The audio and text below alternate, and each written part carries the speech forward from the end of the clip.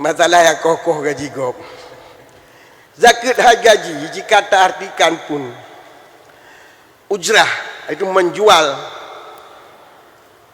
ataupun biaya ataupun pemasukan dengan memberikan kekuatan ataupun kepandaian kepada orang lain, seperti ujrah temulih, ongkos temulih, ongkos EU, ongkos gosok bajai, ongkos raja, yang ke ongkos mendungan.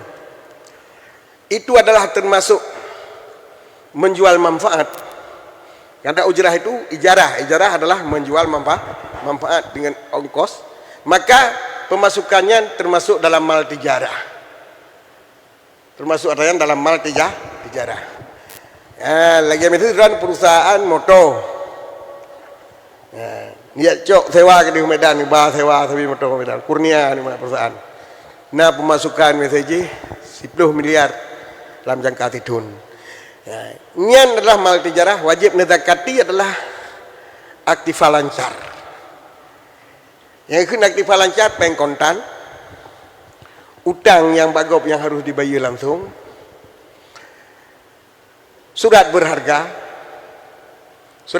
itu nak pu takut bapa yang babeng ibi deposit, nasi kedai yang hari boleh kedai lah ya. Dapat dia nyanyi itu kan, sampai berkaji deposit daripada cok kefunan. Yang mandum ke jumlah, yang ke yang boleh takut ada pemotor apa ya. Menancit urang raja, getupah urang raja. Terus baketon nak tinggal peng terus hisap, wajib kita. Jadi bak tahu you terbit zakat tiap kira kecok gaji 2% tengahnya hana alam zakat, hana alam zakat. Itu melanggar dengan syariat, termasuk bid'ah, menambah syariatnya yang bid'ah ke, menambah zakat. Dah.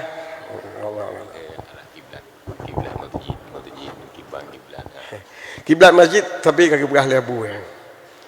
Ho yang dan yang ke kiblat. Gitanyo.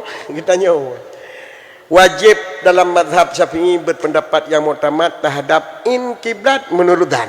Kan in-kiblat menurut kejadian dan kan in-kiblat menurut alat.